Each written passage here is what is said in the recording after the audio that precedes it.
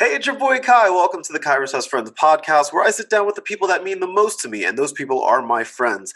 Before we get started with my interview with my guest, Taryn Onody, please be sure to follow me on your favorite social media platforms. You can follow me on Facebook, Instagram, Twitter, and TikTok at The Vibe with Kai, or you can visit my official website at thevibewithkai.com, where I'm always posting blogs and visuals and things that'll help you do good, feel good, be good, and live a good life full of good vibes. You can also visit thevibewithkai.com to get your official Vibe with Kai gear. Get your hats, get your t-shirts, your hoodies. Kick off 2021 in style with good vibe gear. My guest today is Taryn Onody. Taryn is a sexologist and co-owner of Muse Massage Spa in Toronto, Canada. Today, Taryn and I are going to be talking about good old-fashioned sex. Taryn will be sharing her sexpertise, giving tips on how to spice things up in the bedroom, and of course, giving notes over to men about how to fix the things that they are just not doing right. Please note that this episode is for grown folks only. We'll be talking about some very adult-related material, so obviously discretion is advised. With that said, enjoy my interview with the one and only Taryn Onody. I'm sitting here with my new friend, Taryn Onody. I said your name right. I said your name right. We practiced this before we hit record. Did I say it right? You did. Perfect. I'm sitting here today. Before we get into all of the fun stuff that we're going to talk about, I want to ask you just first and foremost, how are you doing? Pandemic, what we call it the panorama around here. How are you doing during the panorama of 2020 going into 2021? How are you holding up? The pandemonium is getting to me. That is absolutely legitimately a thing. Mm-hmm. I cruised through 2020 pretty intact, mentally, all of that, pretty good. It's really testing me now. It's really testing me now. We're in full lockdown here in Toronto, in full stay-at-home everything order. Closed? Everything more strict than March and April. Really? Yeah. So, have cases been going up? Is that why? They were. They still kind of are a little bit, even with all of these measures. Mm-hmm. But that said, we are nowhere near close to what's going on in your section of south of the border. In the United States of America, where correct. Here in your ununited states of Taryn Onody. I'm going to keep saying your name because I learned how to say it. Just so you know, here in the United States, we have our act together, okay? Sure you do. We have our act together. We know what we're doing. You might as well all just lick each other. Well, guess what? Your basketball team can't even play in your own city right now. Take that. Right. Because of y'all.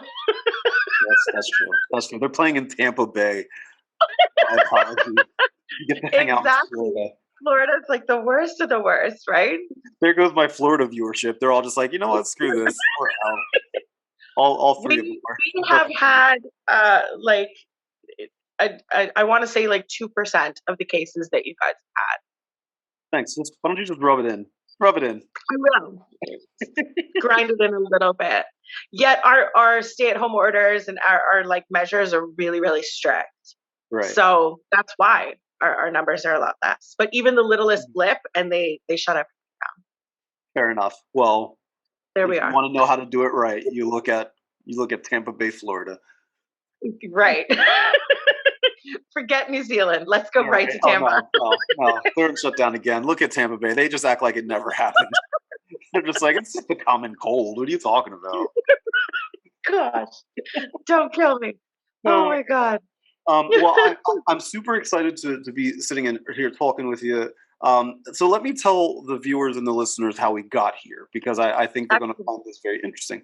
So I have been a guest on a friend of mine. She has a podcast video series called the Lovers Love Roundtable, I think is what it's called. And so during this panel discussion, there's about 4 of us, and we sit and we talk about relationships and sex and all of that fun stuff, right? So one of the panelists is our good friend Miss Care, beautiful woman, awesome woman, whom has been a guest on this podcast before. A friend of mine, I love her to death. You are friends with Miss Care, so you wanted to tune in and watch said broadcast when we were doing this Lovers Roundtable.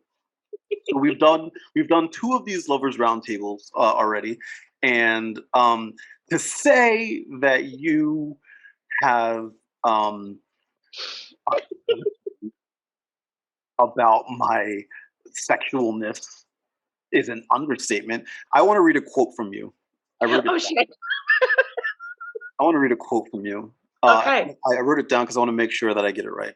So we were talking about insert whatever sex discussion we were having, and you said, in regards to my sexuality, whatever you said, and I quotes, vanilla. You said that I am quite vanilla. So as a result, I was like, you know what? He's a sexologist. I'm vanilla, and apparently I have so much to learn. Why don't I have this bitch on the show? Am I telling the story correct so far? Am I correct?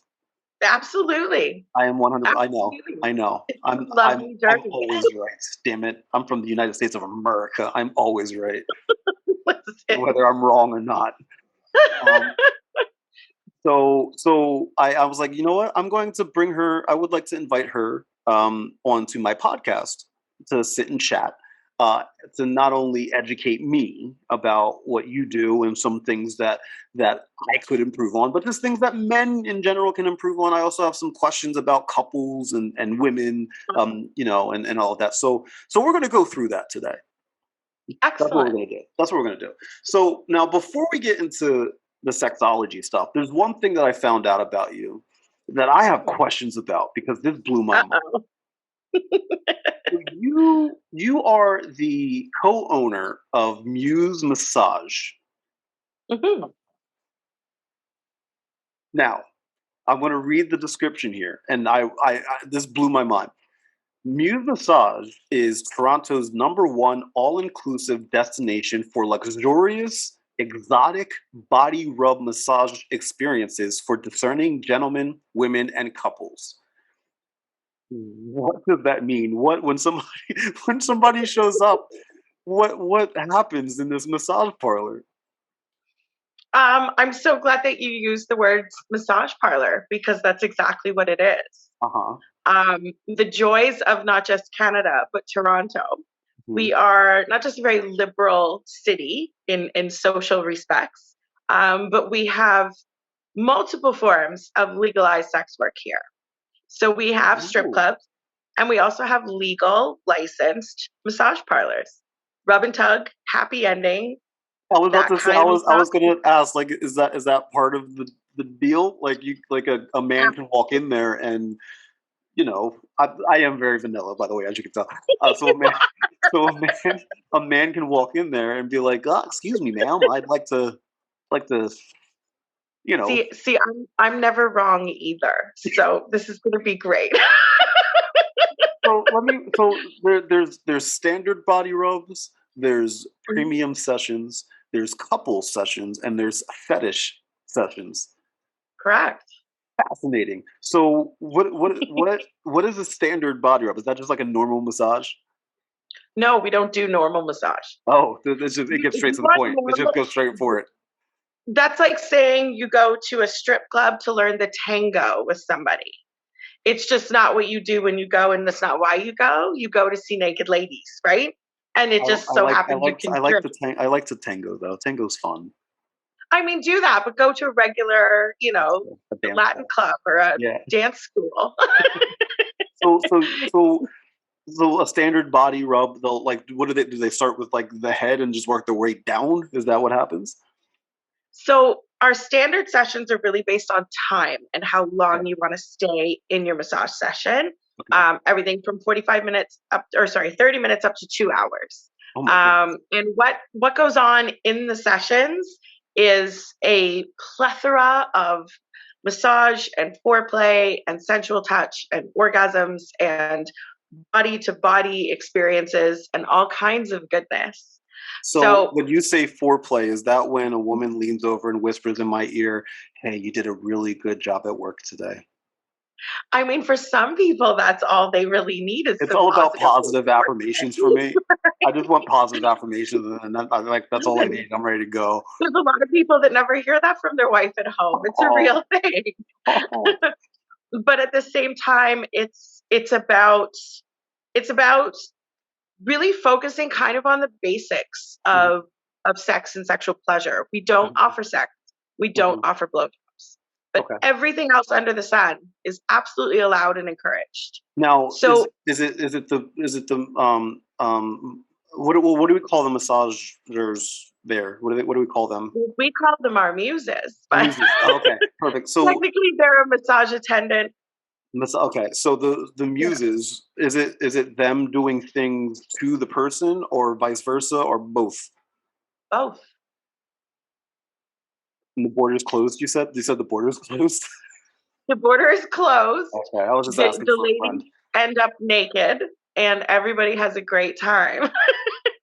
And there's also couple sessions. There's also couple sessions. And do a lot of couples like do this? You know what? Muses, there are a number of parlors in this city. There's actually 25 that are legally licensed and a number that are not. We don't talk about those. We don't talk about those. That's up to law enforcement's problems. We fight that shit all the time because we spend a lot of money for our licensing. Sure. Just like a strip club, right? Sure.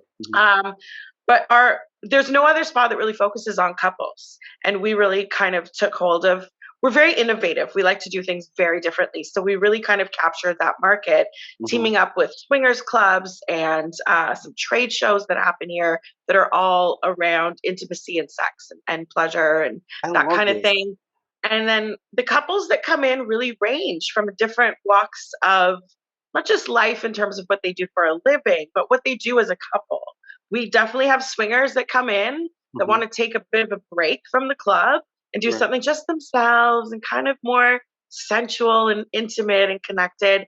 We have, bi-curious people that come in that are like, my wife's a little curious. She doesn't know if she really wants to threesome with the lady at the gym. And, we thought maybe this will put one foot in the water. Threesome with the ladies at the gym. What gym is this? What's going on in Toronto? What is happening in Toronto?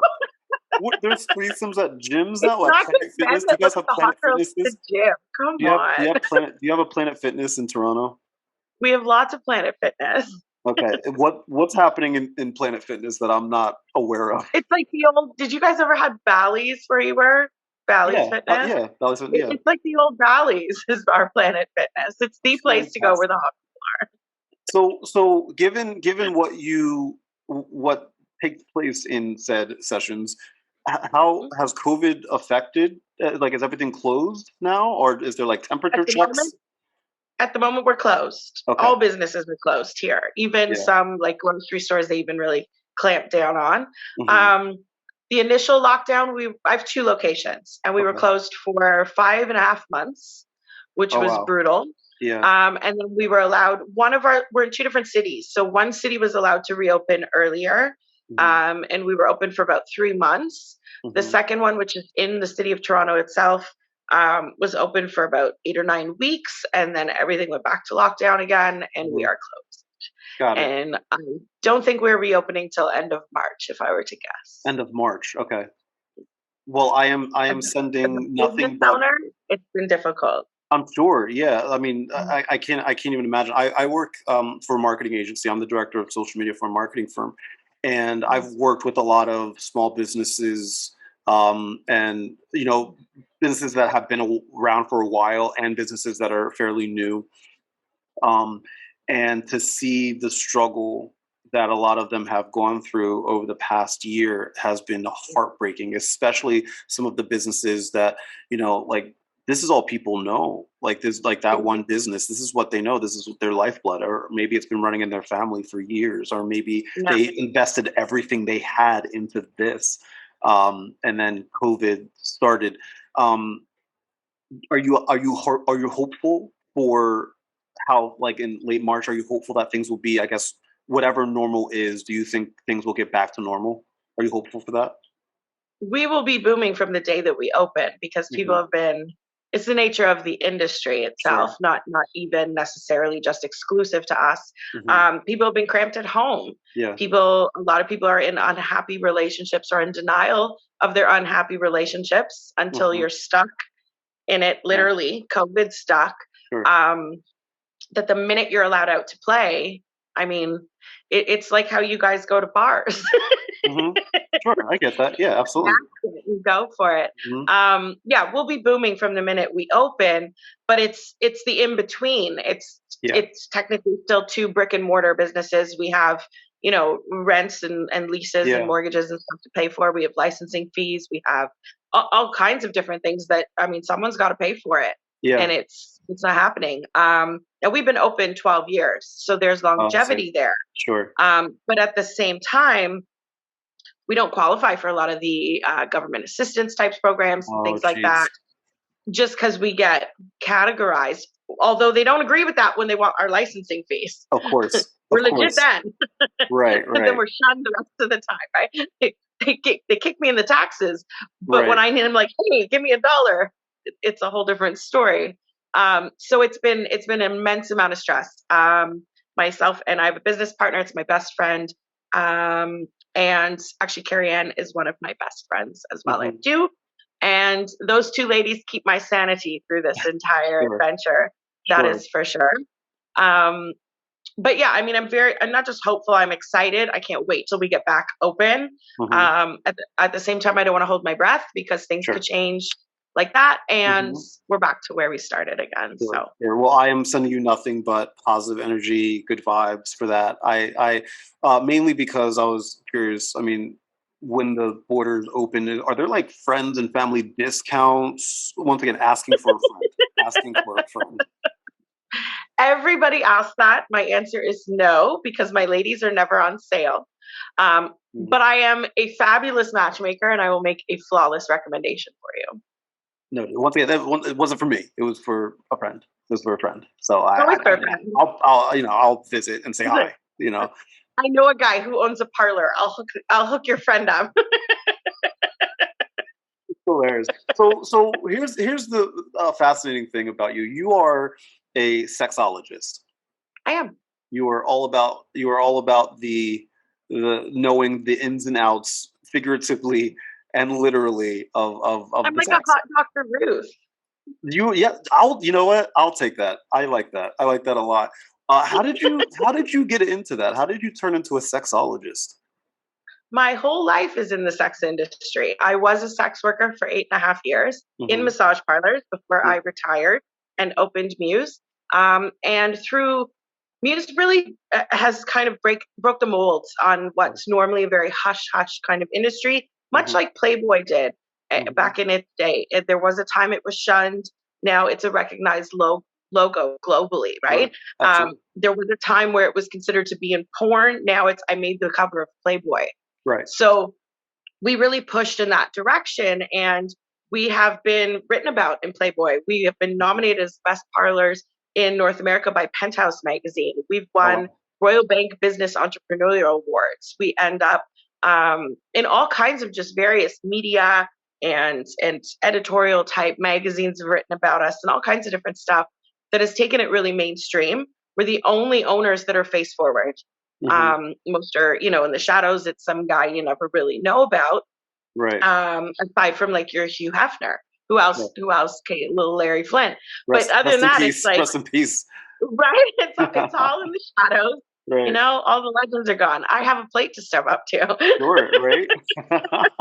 But it's really taken us in a different direction. Yeah. And through that, I have a vast and in-depth educational background as well. I was raised by a teacher. My life wasn't always just sexy. But through that, I ended up speaking at different universities and different women's studies, social studies type panels and workshops and seminars and all these different kinds of things, and decided to go back and get my psychology degree and to specialize in sexology, which is human relationships and how they adapt in terms of sexual dynamics of Pardon my ignorance. I did not know that sexology was an actual degree that you can get on the psychology side. It's not what it's actually called, but it's an area that you can go into. I see. Okay. Mm-hmm. But that was really my focus. That's what my thesis was about. It was really the direction that I took, because it's my expertise. Having now 20 plus years in the sex industry, mm-hmm. I've learned a thing or two.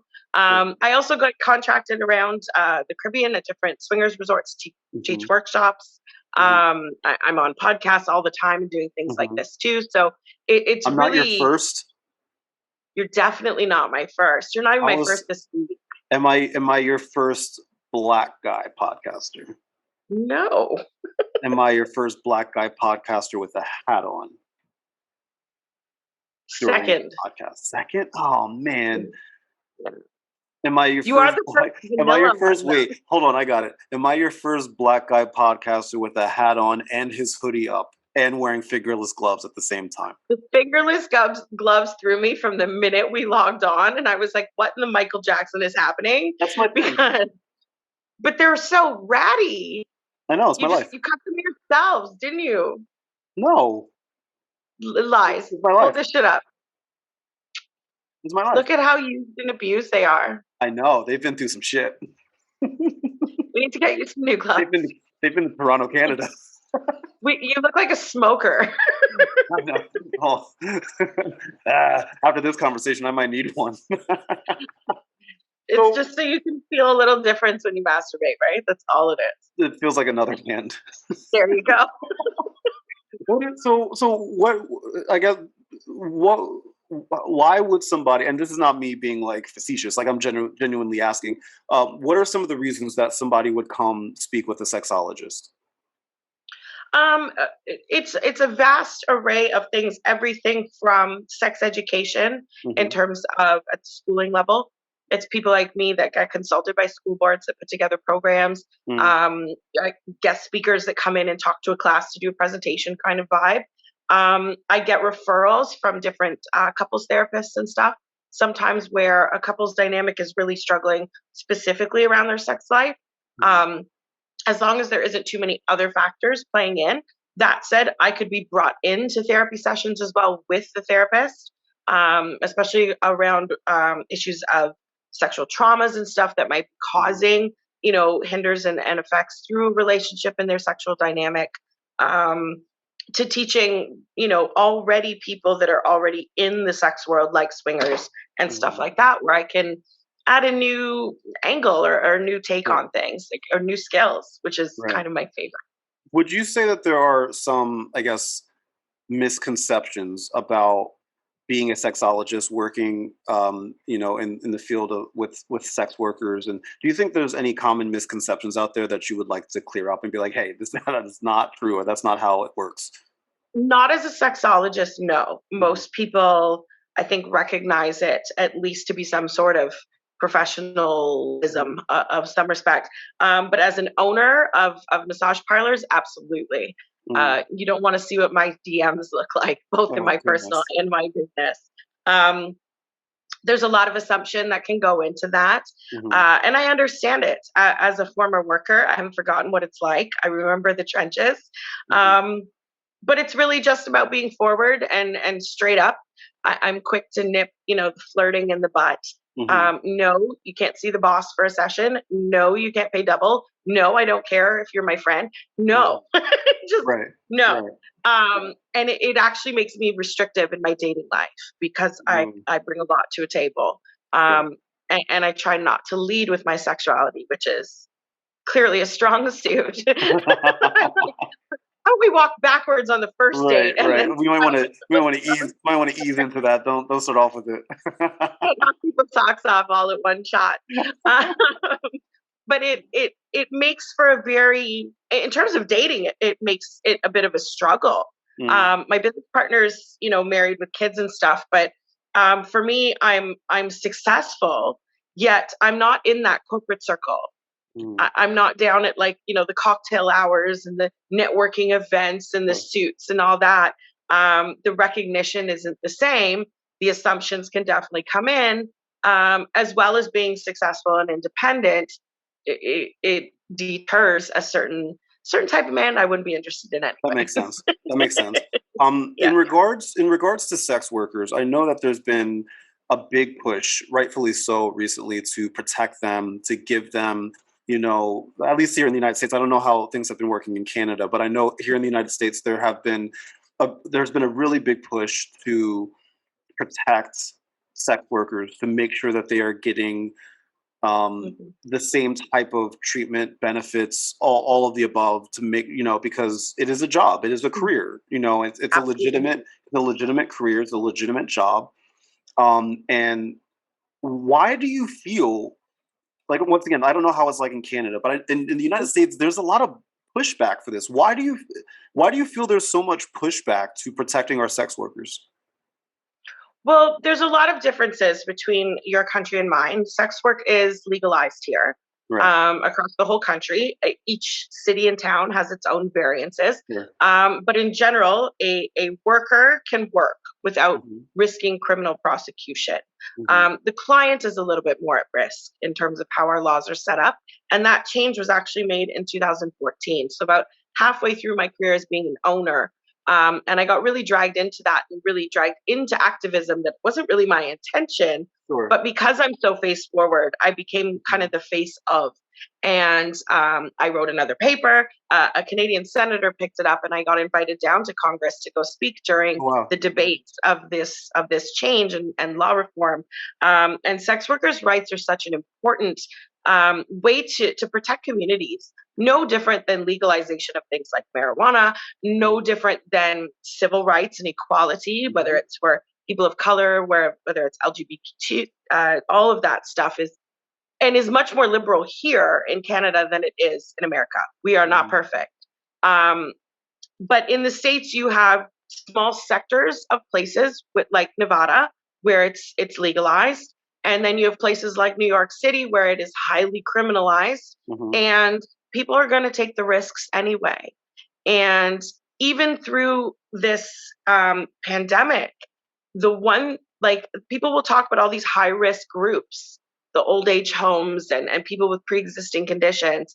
No one has spoken about the sex workers and how it's affected them. You can't work with a mask.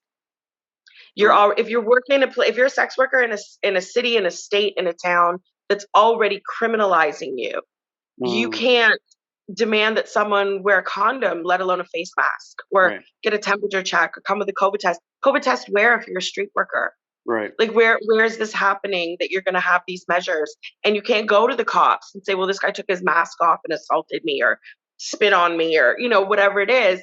And so they're already in a high risk demographic. They're already in a high risk employment scenario because of the stigmas that form the laws. And add in a contagion.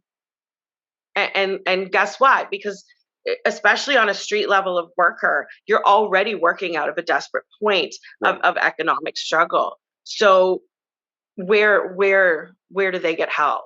It's almost even worse than just being homeless, because you can go to a shelter.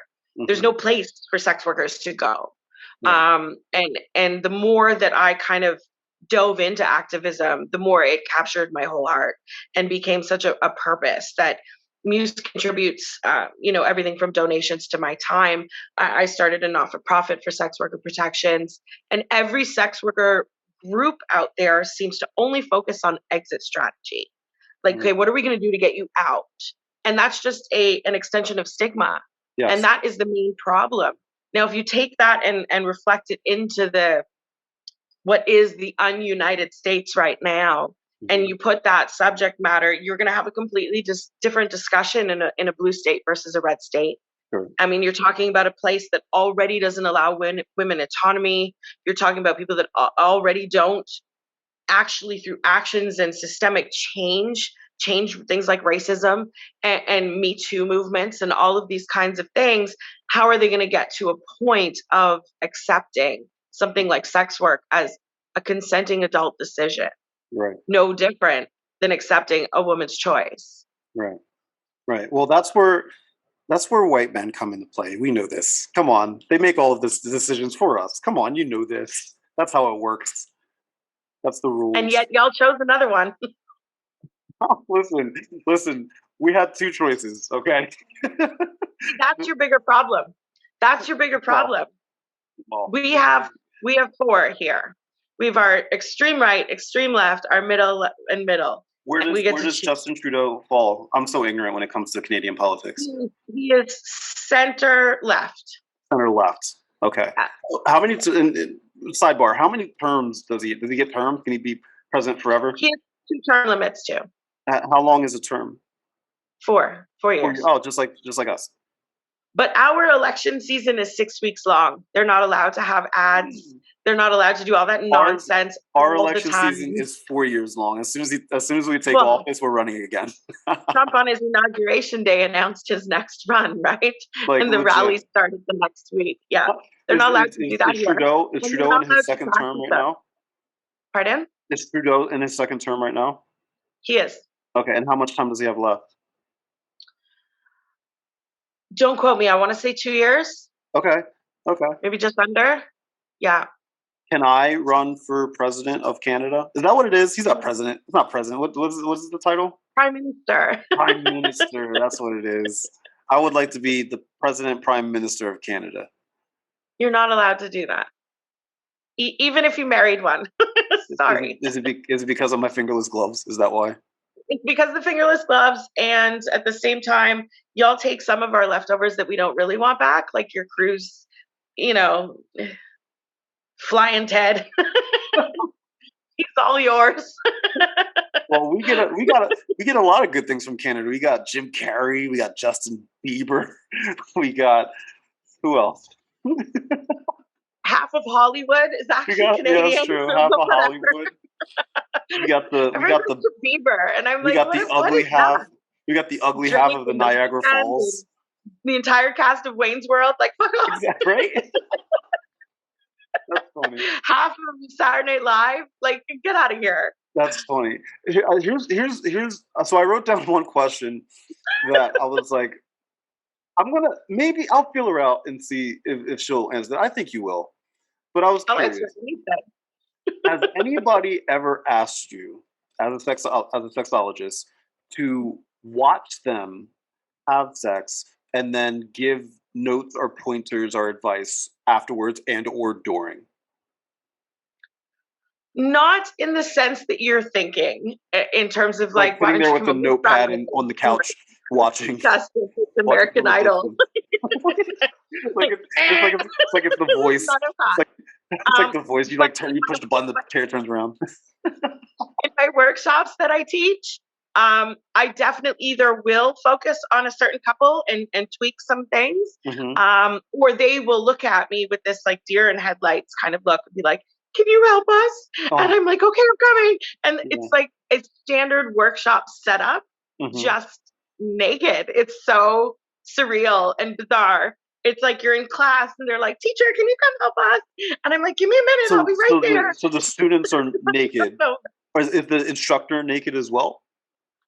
In most of my workshops, depending what they're about, I get naked, and I always have a demo boy with me, which is such a sweet gig. I'm sorry, pause. A demo boy? Naked. Well, because I need to demonstrate. Whether it's hand job workshops, erotic couples massage, blowjob workshops, eating pussy workshops, you need a demo person. And when I get contracted to the Caribbean, I'm going for a week. It's not just all inclusive, but I also get a paycheck, but I get to bring a guest. As a single woman, this is a very challenging choice. And God bless the man who gets to go. But part of his responsibility is he gets to be the demo boy. He gets to help me clean up after. He gets to talk to all the other guests about my workshop, make sure they all sign up. And then we get shit-faced afterwards. It's great. We might have to do another podcast one day so I can just ask you all of the questions about these sex workshops, because that sounds anytime. like I just want to go watch and just be like, oh. Well, there's a lot of watching at swingers clubs. That's part of the fun. Some people swing, some people just like to watch. This is fast. See, you're already opening up my mind. You're already opening my vanilla, my French vanilla ice cream brain. We are developing your sexual maturity as we speak. I feel sexually mature already. You're not quite there yet. I'm getting there. I've made a little progress today. You got like one sprinkle on your vanilla, and you're like, I'm a professional. Hey, listen. I take wins when I get them. Okay, let me live in my sprinkle happiness. Okay. Listen, don't make me give you and your girlfriend homework. Okay. I'm like, you probably will. I really probably will. That's perfectly fine. Okay, so speaking of, let's talk about men. Let's talk about men and the sexual intercourse and things that come in and around that area of life. I feel like you have more specific questions. Well, what are some things? I do have very specific questions, and at the end we're going to be doing like a little like speed round where I have a bunch of questions. So I have a bunch of questions for that. But let's talk about men for a second. What are some things that men should know about sex, but they just don't? Oh boy. I mean, that could be a very long list. I think in a very general sense, I wish that men would focus a little bit more on the energy exchange that occurs when you're intimate with somebody, male, female, or otherwise. Mm-hmm. You are expelling and expending a lot of your energy, and at the same time sharing that space with someone who is equally doing the same. And it can be powerful, whether it's an emotional attachment or a hookup. There are times where I think everyone at some point in their life has a sexual experience that can be really intense. Mm-hmm. Is a good example of that, where you don't necessarily fall in love in the middle of it, but there's feeling afterwards. It can be very intimate. It can be kind of transformative in many respects. It can transform and change a relationship dynamic. It can take friends to lovers. It can take lovers to exes. It can change a lot of things about how you're interpreting it. And I think men don't really consider the physical connection to that kind of exchange. It doesn't happen in other scenarios. You don't go to work and have an energy exchange of profound, life-changing magnitude in a physical body sense with your boss. I mean, unless you're fucking your boss, but you don't, you know what I mean? You don't, that's not a thing. It only happens in sex and with sexual stuff and sexual encounters. But a lot of people don't really look at how the physiology of it is set up. For men, sex it's one of your extremities. It's away from the body already. And to recharge, you insert yourself into somebody. And your energy is spewed out of you, away from your heart, into that person. Mm-hmm. And for women, it's an invasive experience. It's someone is plugging into you and then spewing their into you, whether it's good vibes, bad vibes, or honey, I had a hard day. Either way, they're throwing that up into you, towards the heart, into the body. And then men wonder why women get attached. Mm. And I'm just like, that's a good point. That's a very good point. Switch roles in your mind for a second. You right? Like that's really right up in your shit.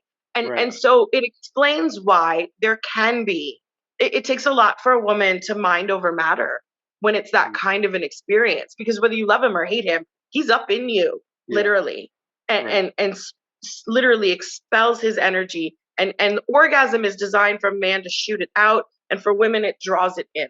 That's how you get pregnant. The vagina, with those contractions through orgasm, pulls sperm up into the uterus on purpose.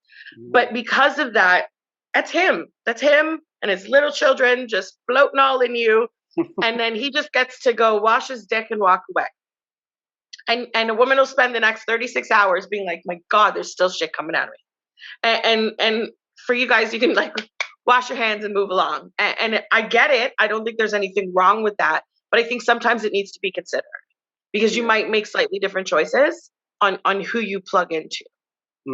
That's a very good point. I'm glad. I never, to be completely honest with you, I never thought of it from that perspective. And that's a very, very good way of putting it. That for women, I think the word that you used was invasive, which is eye-opening to view it that way. Like one thing, and this is just my pure ignorance showing, and I don't mind showing it because I think it's important for people to see. I think that's a really interesting word that you used there, and how you related it to women getting more attached to men than men getting to women after the deed has been done. Is there something that men should stop doing that they are doing, that you're maybe something common that you hear about or see or experience? Is there something that men do that they should just stop or at least take notice of?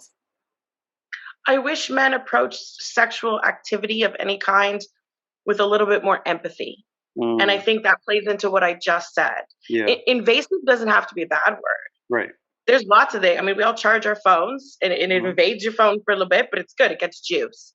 So it can be refueling for a woman as well, right? There is that energy exchange.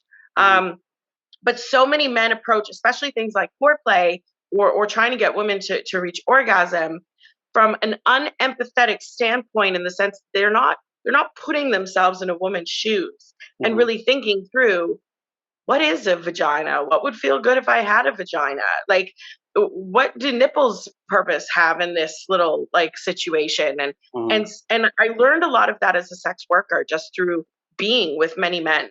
And everything from the obnoxious radio dials of nipples to the way people roughly fiddle or finger and wander around. It's like, if I did that to your asshole, you'd be really unhappy.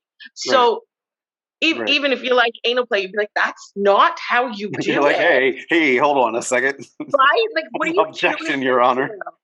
It's exactly. And if they approached it better than that, they would be more effective lovers, and an effective lover is a pleasureful lover. When I teach blowjob workshops, one of my main things is to remind women that it's supposed to mimic the feeling of a vagina. Same with a hand job. You're not supposed to be in there giving it a high five. We're not talking about handiwork. It's supposed to mimic something. And the best head feels like a great tight wet pussy. So if you can't wrap your brain around that, it's going to be a struggle to give really good head. And I don't know how many men have sit and pondered what it's like to be a clitoris.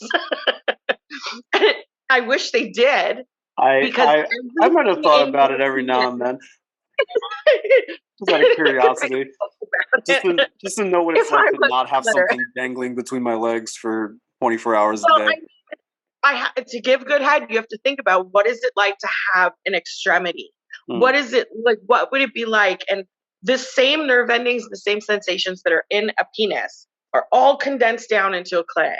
And so a woman can feel her clit. She can sit and think, okay, if this was bigger, if this went into something, I would want it to feel like this, this, and this. Or if this feels like shitty on a small scale, it wouldn't feel good on a big scale either. And so to use that dynamic of thinking, that's where you develop those fire skills. So as much as there's like devil dick and fire pussy, there's killer blowjobs. Every man out there remembers the best blowjob he's ever had. I do. Right. And most of them don't marry that woman, and the woman they marry doesn't know that they're not the best blowjob he's ever had. Sure. So let's talk about post-coitus. Let's talk about what happens after. Yes, I call it post-coitus. Let's go.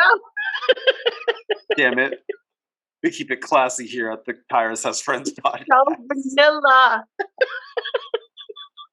So after the deed has been done, what should men do? So like, we did our thing, we came to fruition, and I think I read a stat that only 20% of women actually orgasm from like intercourse, from like the insertion of a penis. Penetration. From penetration, right?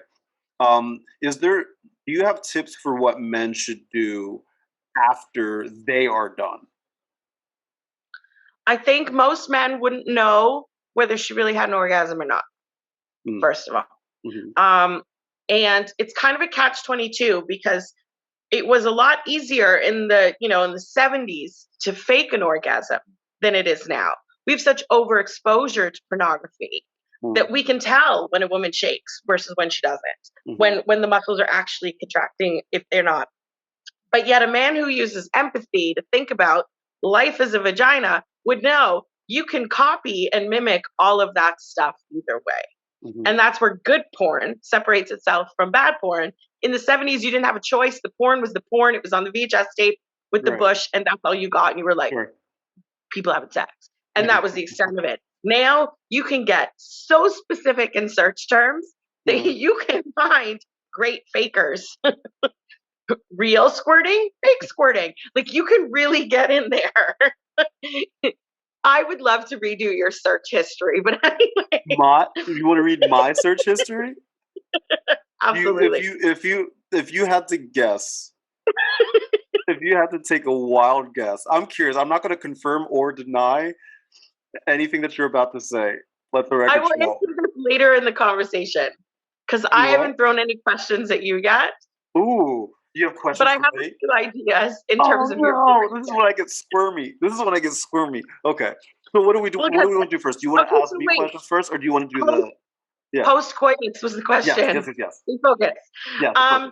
Okay. So I think if they were to focus on some of those things, it would be easier to get your partner to achieve orgasm if you approach sex from an empathetic standpoint.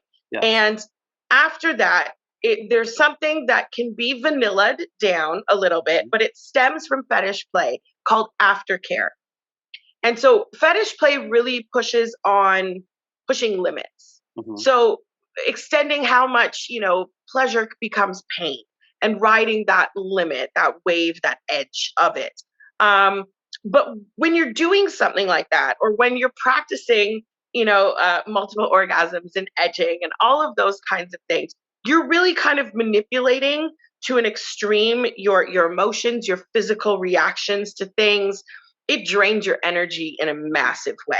So if you've had a full 50 Shades of Grey setup where you're doing a whole tied up and spanking blindfolded thing, your senses are on overdrive, your adrenaline's kicking. By the time you finally have your orgasm, she's a puddle of like mush on the ground. You can't just walk away and go up to shower. Aftercare is something very important, especially in that Dom sub trust kind of dynamic where the Dom needs to really cater to the sub. It's almost a role switch at that point. You need to hug them. You need to hold them. You need to calm their breathing. You need to give them a drink of water, wrap them in a blanket. Like they're sweaty. They're freezing now because all the adrenaline's just still in there. And like there's a whole come back down of the high. And so aftercare really plays not just in a role of deepening the bond between the Dom and the sub or the two partners, but bringing their physiological well-being back to homeostasis, back to normal. And that doesn't have to be to that extreme with vanilla sex, but there should be a little aftercare. It doesn't have to be cuddling and talking about what we're going to do on the weekend and very girly. It can be let's shower together, let's go cook some burgers. But whatever it is, it has to be something that both people need, that both people want. Maybe that's space, maybe that's togetherness, maybe it's the cuddling and the holding. But there should be that conversation about what do you need right now? Like what's the best thing I could do for you right now to calm your heart rate, to make you feel really like, mellow and kind of like, oh my God, did we just do that? That was so good. Let's get into that. Let's talk about that. Or let's talk about your day or whatever it is that makes that person feel well and refuels. Because again, women expel and suck in that energy. And so you're drained. You want to fall asleep. She's full and doesn't really know what her emotions are doing right now. And so you need that middle ground. And if post-coitus became more of a bonding moment based on what do you need right now? And them asking, what do you need right now? And so we both hit those needs for each other. You can go on about your day and you'll be more eager to get back and engage in sex again the next time. It'll make women more open. I like the idea of taking a shower and making burgers. I think that. Me too. I'm a huge burger fan. Fantastic. I am in, but you know what? Substitute burgers for pizza. Right? Let's do pizza. Let's take a shower and make some pizza. A joint mistake, and I'm good. Oh, now you're talking my language. Now this one, I have some rapid fire questions I want to ask you. Let's go. So these ones, I'm just gonna fire them off at you. You can give your answers, and then I'll move on to the next one. Are you ready? I love a lightning round. Let's go. Okay, here we go. Asking for a friend. Where is the G spot? Oh, about 2.5 to 3 inches, located in the vagina on the front wall. So about halfway between the belly button and the start of her pubic hair. Right there. You have can you, for a friend, can you just text me like a map? I just need like a map. Sure. You know, I'm going to forward it over to him. Or her. Who knows? Is it, how can a man help a woman orgasm while having sex with her? Like in the midst of penetration. Mm-hmm. Additional stimulation and conscious positioning. Sometimes it's as simple as tilting her hips, and now there's that friction. Mm-hmm. Raising her up under a pillow, or get your hands involved. Mm-hmm. Get her hands involved. Right. Put her hand there, put your hand on top, and learn how she likes to be touched. Copy her movements. Fair enough. Does size matter? Yes. Okay. Fair enough. If say you're talking to a couple, and either he or her comes to you and they say, how can I get my significant other to be more adventurous in bed? What do you say to them? I think most people's hesitation towards trying something new is there's always a little bit of root of some sort of stigma. Mm-hmm.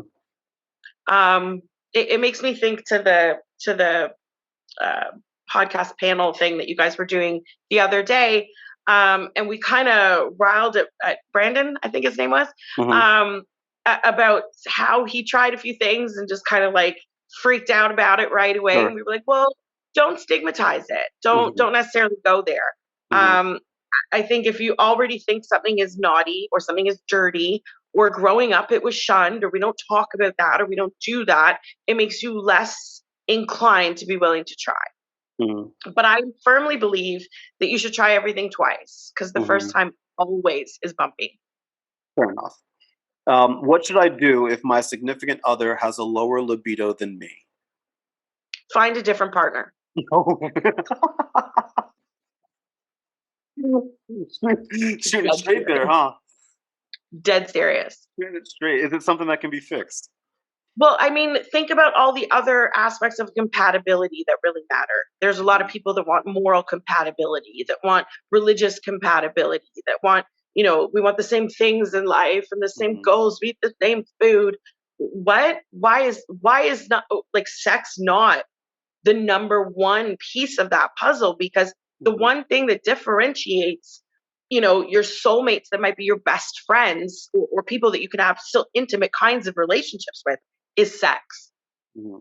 Is the only thing that's different. Yes. So it should be an absolute pillar of the relationship, and sexual compatibility or lack of is such a massive perpetrator to unhappy relationships, to unfaithful partners, et cetera, et cetera. I think it's overlooked. Is there, for both male and females, is there such a thing as too much masturbation? I don't want to say there's too much, but there is definitely an element of desensitizing. Mm. So, for example, women that like vibrators shouldn't use a vibrator all the time, every time. You should really, just like sex, you shouldn't necessarily do it the same way all the time, Mr. Vanilla. You should mix it up and try new ways, because your realms will be expanded. Yeah. Listen, if you only ever see things in black and white, you'll never know color. And so why not look at it from that perspective? What you knew in grade 1 and what you knew in grade 5 and what you've got to advance your knowledge and your experiences in life. And so to adapt to a little bit more openness will bring about that kind of, you know what I mean? I do understand what you mean. The best word. Do open relationships work? For some people. I think a lot of people lean on it as a terrible Band-Aid for bigger problems. But it really depends on your definition of love, how you feel and approach things like jealousy. It really matters about people's insecurities and security in a relationship. It is the worst thing to try and solve problems in a relationship. Yet it's one of the first reasons that people try it. And like, if you didn't like that he, you know, had an affair, you're not going to like that he fucks the neighbor. Like, it's just not, it doesn't even make sense logically. Right. You wouldn't do that in any other aspect. Like, I hate accounting, so I joined a firm. What? Like, right. More accounting. What? It's crazy. Yet people will stay in that job because of the security and you know, complacency of it all. And well, we were trying it. Well, maybe it'll help him. Well, maybe it'll what? No, that's dysfunction and increasing your own trauma. I think for some people though that are very non-jealous, that have fascinations with exhibitionism or multiple partners, if it's an authentic, legitimate desire and you're emotionally mature enough to, you know, enough emotional intelligence to handle it, it can be a fun experiment.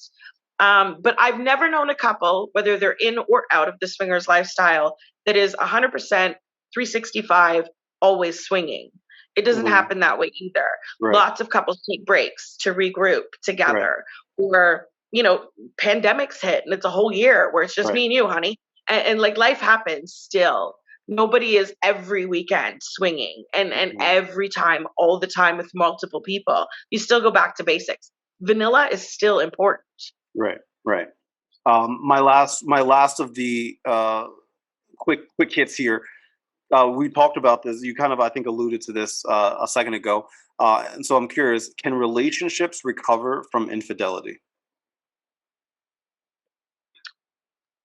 9 times out of 10, I'd say no. Because infidelity is usually a symptom of a bigger problem. And unless that problem actually gets fixed, the infidelity is irrelevant. I feel the same about going back to exes. Exes are exes for a reason. So unless that reason changes, exes, they should stay. If he cheated, he cheated. That fact doesn't change, right? If, you know, he was a bum and was on the couch all the time and now he's got a career, that's a change. But if you can't change why someone cheated, or you haven't addressed why someone stepped out of a relationship, then the problem is like the faucet's still leaking. Right. Okay. You survived my rapid fire. Congratulations. I know. You win a free trip to a New Jersey massage parlor. Not nearly as fun as Toronto massage parlors. All the places in Jersey. They'll rub your shoulders, and if they get a little frisky, they'll rub your temple right here, but nothing further than that. That's it. Sorry. Not a prize. So I think I need to massage. Let me tell you what your actual prize is. Okay. You are allowed to ask me 3 questions. Anything that you want to ask me, you can ask me, and I have to answer it. And let me preface this by saying, anybody that's listening right now, aka my mom or my sister or my dad, whomever, my 5th grade English teacher, whoever may be listening right now, being like, "Ooh, I don't know if I'll feel comfortable with this." You could turn it off now. I'll leave that there. So with that said, what made the best blowjob you ever had the best blowjob you ever had? That's a great question. I'm like going back to, okay, so one thing that she was doing this thing where she was, I guess, feeling around, right, and getting a feel, because it was the first time she had ever done this to me, and feeling around, and I think she was taking in what I liked and then kind of like doubling down on it, I guess. And like that made me just like, and it was very vague. it was the very first time that I had ever come to fruition from fellatio. Why do you talk like that? Make you mad. For fuck's sakes.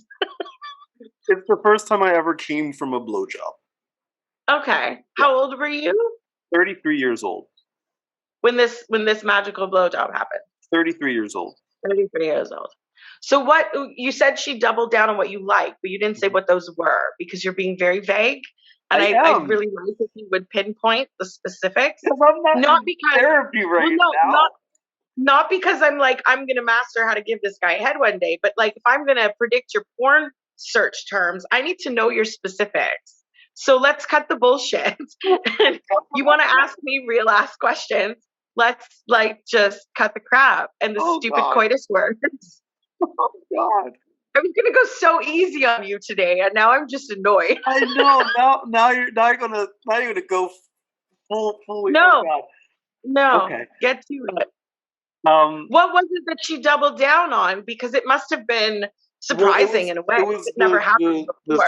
The type of stroke, number one.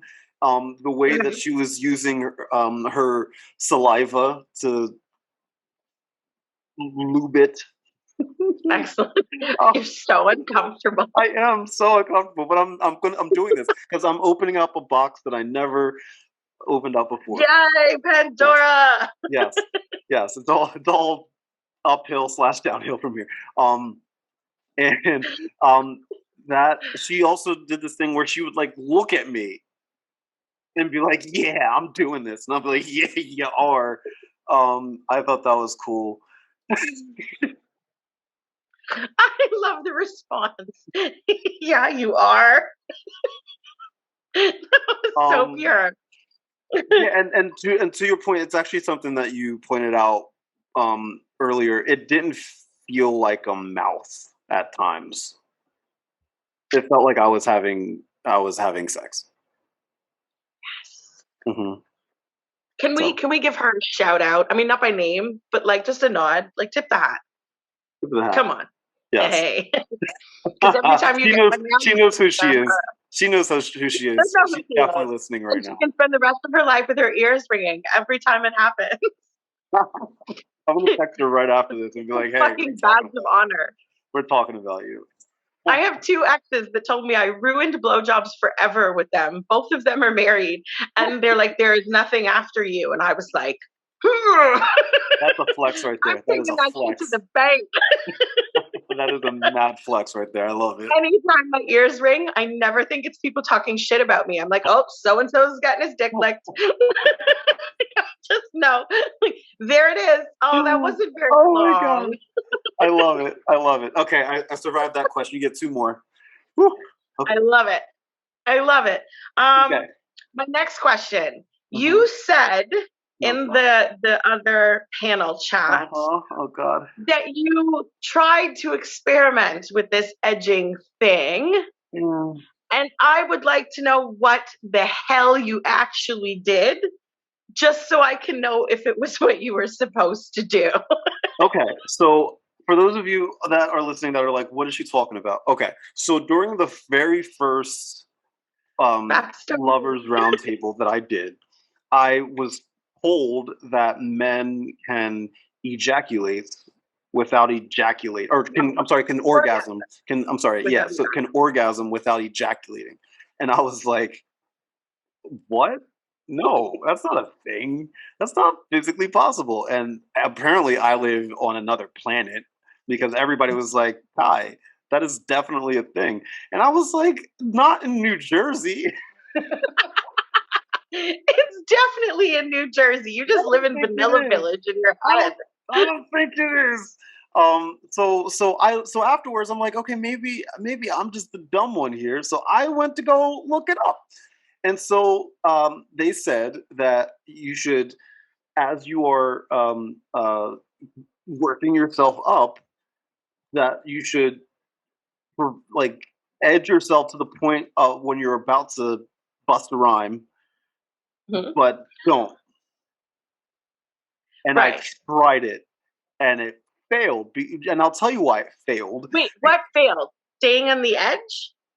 Yeah, because once I got there, I wanted to finish. I wanted to go. I was like, that's the whole point. To me, it was the whole point. I was like, this is why I'm doing it. And I tried it a couple times, and each time I was like, I'm just gonna finish because I don't want to walk around. I was afraid that I was gonna walk around with like this, flag at full mast, like for the rest of the day. I feel like you're taking a very millennial approach to this. You want instant gratification, and there's no accountability, and there's no like, where did the history come from? Wait, who's holding me accountable? Who's to hold me? Why? Who has to hold me accountable for whether I bust a rhyme or not? If you want to train your body to bench press 300 pounds, you don't get there in one shot, right? But if you go and try and lift 100 and it's too hard and you walk away, who are you lacking accountability to? Yourself, correct? So you said you wanted to learn something, and then you walked away the second it was a little bit uncomfortable. It wasn't uncomfortable. I wasn't uncomfortable at all. I just didn't. I wanted to finish. I don't mean pain in your penis. I mean mentally, it was uncomfortable for you to even wrap your brain around. I'm not going to come yet. And I don't think the point of edging is not come at all. We're not saying walk around with purple balls and a dick that's like out to here all day. Although no one would complain, at least the people I know, to see that. At the same time, that's not the challenge. That was not the homework. That was not the instruction. The instruction is to practice getting close and just back off. Listen, this is how women masturbate all the time. Men, it's usually speed. And if you think of your typical guy, right? Your typical guy is married, couple kids, everyone's running around fucking screaming all day. You're off to work, you get back home, and like crazy, right? So he's got 3.5 minutes in the shower by himself. The wife's going to be mad if he's looking at porn. If she finds like the tissues or the sock on the ground with jizz in it, she's going to be pissed off. Be like, oh, you're fucking disgusting.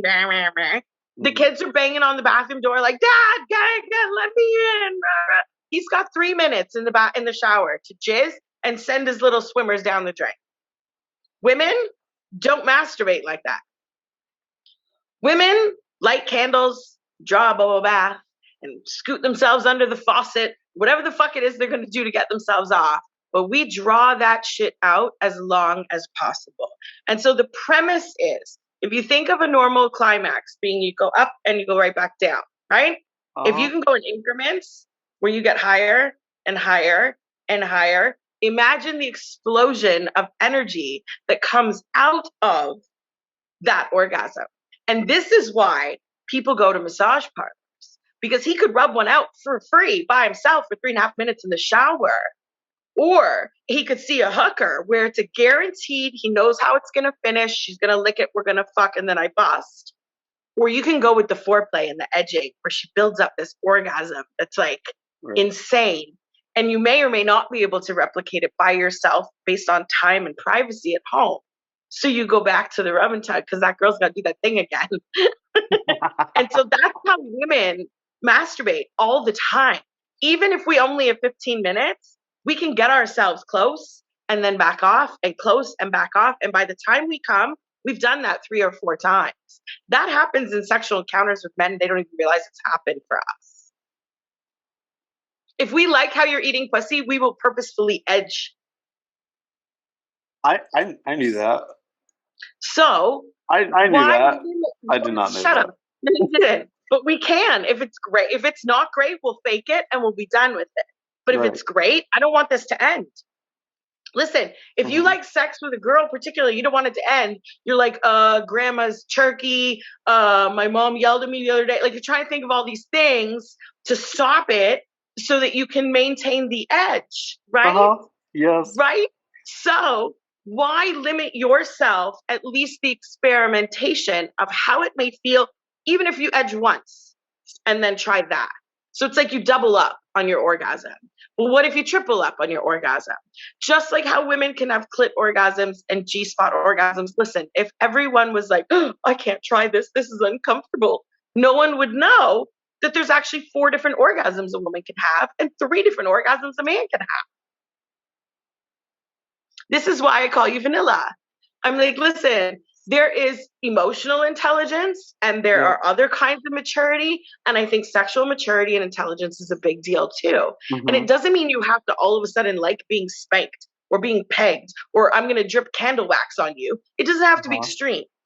But if you knew that you could like better your own orgasm, why be like, no, I don't want more money. I don't want more smiles. I don't want any more cum. Like what? Who and why? This is why I tease you, because I'm like, no. You're thinking, you're small thinking. I want you to open your mind in a very yoga sense of like, why not bring a multiple peak? Why not? What's it going to do? It might cramp your leg. It might make you feel amazing. You'll sweat all over your bed sheets, but you'll be fucking fine. And you'll be skipping the next day. People are going to be like, what got into you? Like, well, like, what got into you? Well, I did a podcast interview with a sexologist, and it was just all uphill from there. I could change your life. Okay. But right, why limit? Why not take that adventure? I say, okay, I'm really close. I will try it.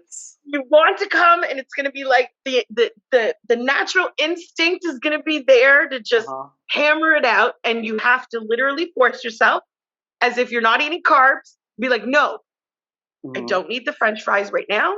We're going to wait a minute. Think about grandma's chicken or whatever the fuck it takes, and then get right back at it again. And if it takes a minute and a half and you finally have that orgasm, that's cool. But you just extended it from 30 seconds to 2.5 minutes. So why not? And this is where Tantra comes in, because as much as yogis and monks and stuff through meditation, the body is capable of a lot of things. It takes a lot of practice, it takes a lot of studying. I'm not going to be a yogi anytime soon, but I hear that you can make your body do all kinds of cool shit. You can make your mind go to different realms. You can, calm your heart rate down to almost sleeping mode. You can do all these different kinds of healing, natural, euphoric type things. The exact same premise is established with sex. And so if you master how to edge, you can master how to actually get over that hump without releasing the energy behind it. You can actually train your body to stay in orgasm longer. So let's say your average orgasm is 15 seconds? It's a whole kind of thing. And then you're done. We'll say it's that long. Sure. Whatever. 3 seconds, however long it is. What if you could double it? What if it suddenly was 6? Or what if you could have that, because that's the addiction, right? That's why people rub one out, is because we want that high. So what if you could make that high last for 10 seconds, for 20 seconds, for 2 minutes? What if you could train your body, just like you train your body to do anything else, that you could maintain an orgasmic state for an extended period of time? Sting and his wife are my favorite example because everybody knows who they are. And they've practiced Tantra most of their married life. And he can maintain an orgasmic state for upwards of 6 hours. 6 hours? 6 hours. If women learn to multiple orgasm, it's unlimited how many they can have. It's not just 2 means a multiple. If you teach a woman to squirt, she could squirt over and over and over and over for hours on end. It's magic.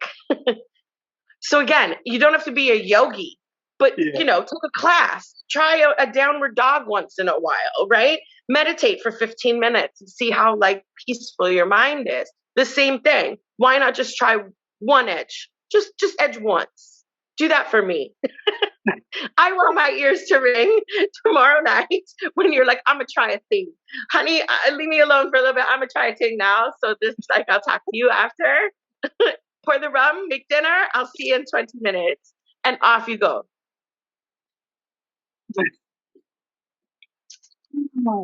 I feel like that was pent up, and you've wanted to say that to me in person for like at least 4 months minimum. Since the very first one of those traveler roundtables. Which was like 4 or 5 months ago. In the chat. I feel like you practiced that in the mirror this morning. It's not even practice. It literally is, I'll take you to church. Okay, I will try it. I will give it a shot. I'll do it. That's it. And I'll give you a report. Thank you. Yes. But I don't want you to think that if you can edge once, that means suddenly you can have an orgasm without ejaculating. It takes practice. It takes practice. It genuinely does. Just like I will try it. Yay. I'll do it. Look at you. Talk to me again. Talk to me again like May. The vanilla. Talk to me in May, and then you're gonna be like, so how's it been going? I'll be like, I got it. Me and the edge are like this. I'll be like, I'm in an orgasmic state right now. I will buy you a prize. I've been in it for 12 straight days. 12 days. Orgasmic state. How would that change your life? Oh, it would be wonderful. I'd be like, I'm moving to Toronto. Hey. They call us Toronto the Good. I can't. You get one more question from me. Why do you not like the question why? Why? Ooh, okay. So this is going past the. I think there's a connection. I'm not going nowhere with this. Okay, so some context for people that are listening. So we were during this podcast interview thing. Somebody had asked my thoughts on marriage, and I said I can't wait to get married. And Brandon had asked why, and I said because, right? To me, in the moment, I also think there was some confusion there because they started talking about weddings. And I got asked the marriage question, but they started talking about weddings. And I'm like, well, that's my view on weddings is a little bit different. Because then they started talking about like saving money for parties and stuff. I'm like, oh, that's not what I was talking about at all. But fair enough. But I don't hate the question why. I hate you stated that you dislike the question. I'll tell you, I am gonna challenge you on that because I don't hate the question why. I don't like when people think that my answer is not good enough. That's when I'm like, because like this is what happened. They said, what are your views on marriage? I said, I can't wait to get married. And then they said, why? And I said, because I can't wait to shout it from the rooftops. I can't wait to, put it on paper. I listed off a bunch of reasons. And then what did they respond with? They said, yeah, but why? And I'm like, but I just explained it. And I felt as though my answer wasn't good enough, which is why I got frustrated. Because I gave my truth, but I think they were trying to make a point.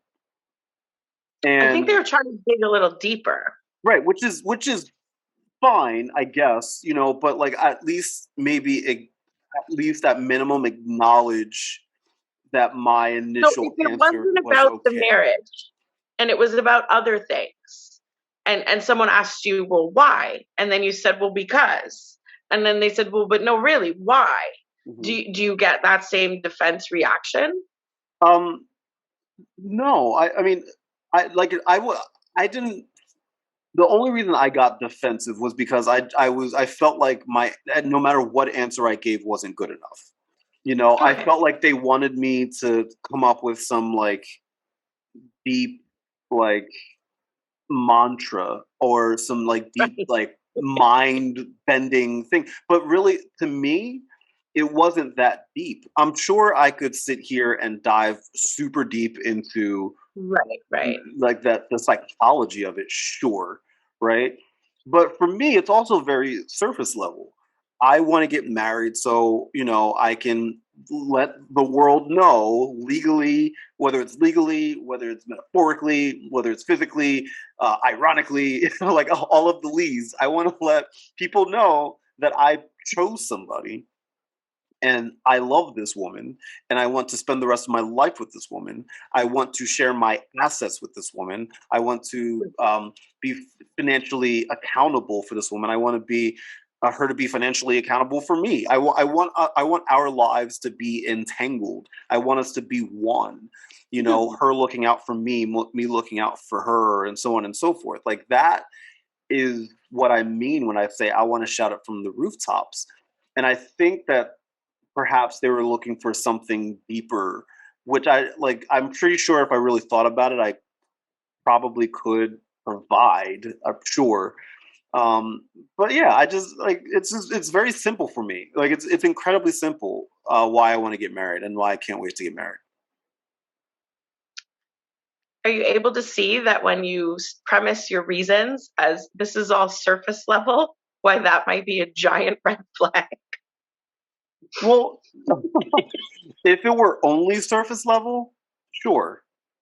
But but on the other end, I guess that's for lack of better phrase. If anything, it's not that it's just surface level. It's just that it's very simple for me, and I don't think simple is a bad thing.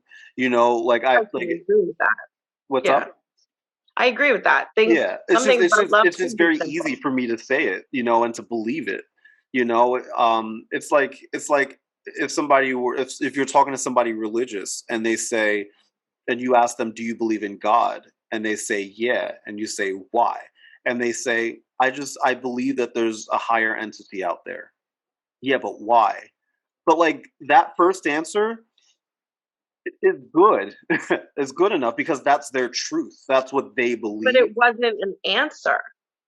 Like, the person asking it, but like that might be the person who answered it. Like, that is their answer, right? So, I mean, they could, I'm sure, go into, like, I don't want, if somebody were to say that to me, will I follow them up with other questions? Sure, right? But it won't just be like, but why?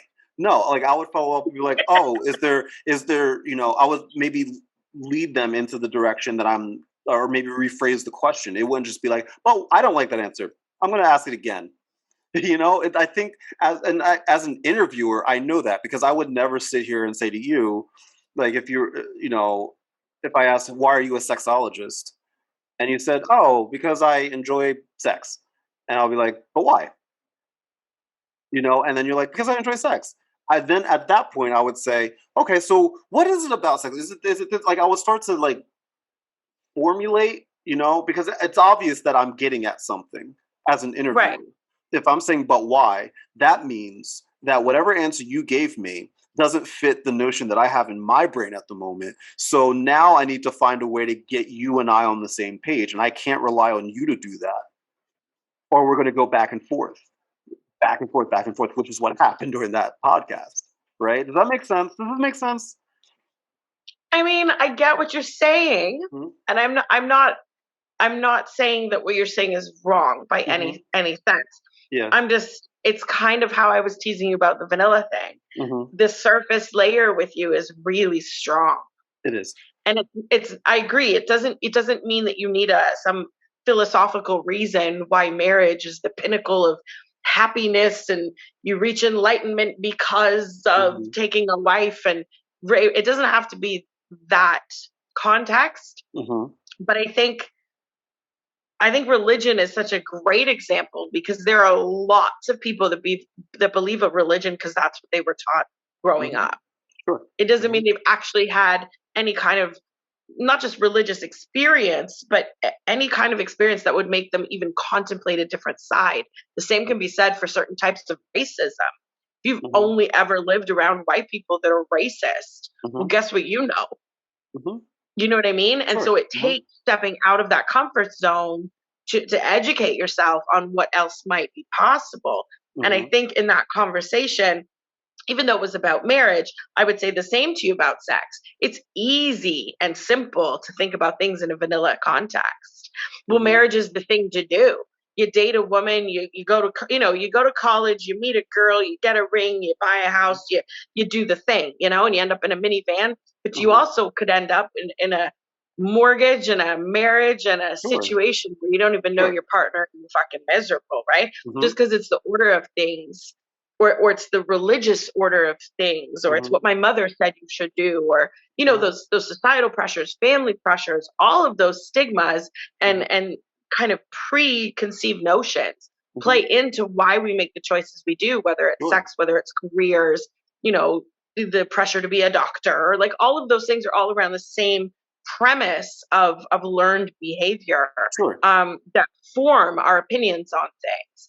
But I think the point that was being made, not just about marriage, but the fact that those things can be accomplished without having to do it in a traditional context was kind of where they were pushing you to kind of speak about, not just to think about. Yeah, and I did say, I think I said multiple times, I was like, anybody that wants to do it that way, or more, like I won't ever hate on somebody that's like, hey, you know, I want all of the aspects of marriage without the actual like legal marriage certificate part. Let me slice this in two ways at you. Let's say you meet your person, whoever she may be, and let's say there's two options for this person. What if she is not a I want to get married person? Would you spend 20 years together and raise your kids and live your life and maybe one day decide in a small ceremony to take some vows, but it's not till the kids are in college? Or, and the sex context, what if you meet your person and she's not vanilla at all? Yeah, I think it's hard for me to answer that because I think it's not just up to me, right? So if she would know, like my significant other would know what marriage means to me, and I would know what marriage means to her, and then we together would decide, hey, you know, is this something that we want to go with? Do we still want to blah blah blah, right? Because I don't want it to just be like, would you decide, Kai? Well, I think it would be like for both of us. And with that being said, you know, another reason that I might be vanilla on the sex side, but from a marriage side, like I grew up in a family that had many single moms. I've seen marriages work. I've seen marriages fail. My own parents are divorced. My sister was divorced and she got remarried. You know, I've seen single dads. I've seen single moms. I've seen great relationships. I've seen people date people that I'm like, why the hell are you with this person? I've seen a lot. Yeah. You know what I'm saying? So when it comes to like whether I want to marry somebody or not, I can confidently say that I am not vanilla in that aspect because I've seen a lot in that regard. And I know, and then I'll also judge from the experiences of my partner, because my partner may have experienced a lot of things too, and I might learn some things from them. They might open up a new door for me. You know, they might educate me on something that I'm like, oh yeah, maybe, you know, the life that we want to live together, maybe we don't want to get married or have kids. Maybe we just want to travel the world, you know, or maybe the person would be like, I want to have kids and have that minivan. I want to have the white picket fence. I want to have all that, you know. I think that it's much more of a mutual agreement than just me personally. But with that being said, the question was asked, what are my views on marriage? I like I said, I can't wait. Does that mean that it's necessary, that it has to happen? Absolutely not. Because I might meet somebody that might not be the case. Maybe they don't want that. And that's something that I would consider. I would weigh the pros and cons of that type of situation along with everything else, like you do with whenever you're deciding to be with somebody. I would weigh the pros and cons, and I would say, okay, is this the direction that I want to go on? Is this the direction that she wants to go on? We'll talk about it and we'll go from there. Yeah. I feel like that's the answer what everyone wanted to hear. Okay, then you know what, Miss Care, Brandon, Jess, I hope you're listening because there's your answer. You just explained your why. You did. You just explained your why. And there's not an ounce of what you just said that I would argue because, like you said, it's your truth. But you didn't just say the surface thing. You just dug in and told us why you believe this stuff or why you want this for yourself and your partner. And I think that's beautiful, to be honest. Did I win a prize? No, because you didn't answer the sex part yet. What's the sex part? Well, what if your partner's freaky deaky? Oh, I would be okay with that. I'm okay with that. You would? What if she's like, let's practice edging together? I would do it. I would try it. 100%. Bum sex both ways. 100%. And let's tie each other up and spank each other. And all the things. Yes. Why not? Excellent. Yeah, I'll try it. There's a bunch of things sexually that I've never tried. Why not? I mean, what's on the list? You already asked your 3 questions, milady. You don't be trying to squeeze in a 4th question. You already asked your questions. I want to know what's on the list. What's on the to-do list? What's on the bucket list? That's what we need to attack. What's on the sexual bucket list? That is question number 4. And you so could have reversed that one on me, and you just failed. when you start a podcast, and I'll be your guest, and you can ask me all of the unlimited number of questions. Ugh, I just guessed. Kyrus Has Friends Podcast. I have no tech skills. I just show up and look pretty and speak my mind. That's all I do. I love it. I'm so happy. This has been such a pleasure sitting and speaking with you, because I think this was a long time coming. Pardon the pun. And no, I appreciate you. I want you to know that I appreciate you, and when I'm on those podcasts and you see me rolling my eyes or making snide comments toward you, it's all in good fun. I hope you know that. It was the triple mask, but whatever.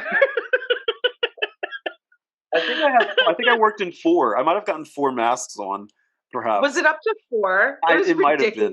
Whatever the fuck it was. I have to go back to the tape and watch.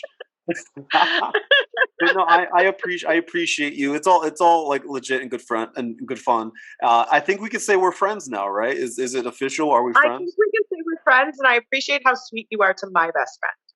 She's oh my God. She is amazing. She's a magical creature. She is a beautiful, beautiful woman, inside and out. Gorgeous, funny, smart. She is a hustler. She is she checks all of the boxes, and she is a great person. And I cannot wait to meet her and you in real life, in person. And I'm, just so you know, fair warning, the day that I meet you in person and Miss Care in person, I'm giving you guys the biggest hug in the world, and I'm not letting go. They are so needed, because this pandemic has taken hugs away more than anything. And Carrie Ann and I both love the same way. That is what bonds us the most. Mm-hmm. And she's the only other human being I've ever met in real life that loves the way I do. Mm-hmm. And hugs are such a huge thing to us. So I will take you up on that. Yes. We will smother you back with some hugs. Yes. There might be too many. My love language is physical touch, by the way. My love language is physical touch. So. Well, that's between you and your girlfriend. I'm just talking about the meet and greet. If we're gonna dig into the girlfriend, I was just dangling that fruit in front of you. That's all. I was edging you, dangling that fruit in front of you. You know. Listen, I've mastered all 4 of my orgasm types. You have some catching up to do, sir. I'll get there. Like I said, talk to me again in 6 months. I'm going to email you some homework. I'll be the sexologist in this friendship. Watch it, or I'll make you my demo boy. Don't put out promises that you're not going to keep, my friend. I'll see you in the Caribbean. Listen, we will be in Jamaica at Hedonism, and you won't know what the fuck hit you. I feel like I would show up there and I would just walk around like a deer in headlights the entire time. Yeah, and your jaw on the floor half the time. It would be great. Probably, and it would be really funny. But I'm ready. Taryn Onody. Taryn Onody. Thank you so much for speaking with me. Where can people find more you? Where can people look you up? I don't know. I keep my private life very private. If they want to follow do you want people to know your Instagram or no? No. Okay, so we're not going to talk about it. Fine, not going to talk about it. Do you want people to know your website for Muse? Absolutely. Okay. Where can people visit Muse Massage? www.musemassagespa.com or Muse Massage Spa on Twitter. There we go. Go follow her on Twitter. Go visit the website. And if you are in the Toronto area, I promise you will be in for a good time. A naked good time. a naked good time. It's going to be fun. Bring the kids. Don't bring the kids. Don't bring the kids. Please don't. Leave I would get tickets for that. No, thank you. Please leave them at home, but leave them in the hotel room. You go do what you got to do. Everybody else, you can also, if you enjoyed this, you can also follow me on your favorite social media platforms. Follow me on Facebook, Instagram, Twitter, and TikTok at The Vibe with Kai. You can also follow me on my website, thevibewithkai.com, where I'm always posting blogs and videos and things that'll help you do good, feel good, be good, and live a good life full of good vibes. With that said, thank you again to my guest, Taryn Onody from Toronto, Canada. I'm so close. And everybody else, thank you so much for watching. As always, God bless and good vibes.